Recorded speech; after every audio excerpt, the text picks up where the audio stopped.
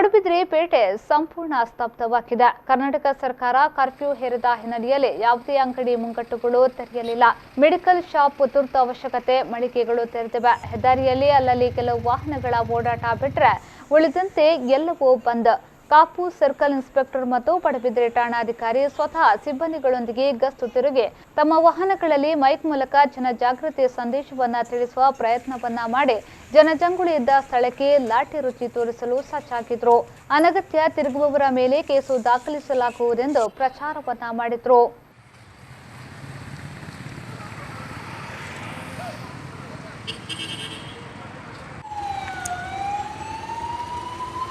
पूरा बंद पूरा पूरा बंद ಬೇಗ ಬೇಗ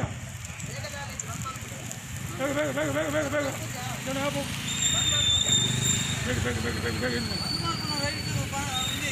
ಪೂರ ಪೂರ ಬಸ್ ಬಸ್ ತೆಗೆಲಿಂದ ಇಡೀ ರೋಡಲ್ಲಿ ನಿಂಗೆ ಇದು ಮಾಡಲಿಕ್ಕಲ್ಲ ಅಲ್ಲಿ ತೆಗೆಲಿಂದ ಬೇಗ ಬೇಗ ಬೇಗ ಬೇಗ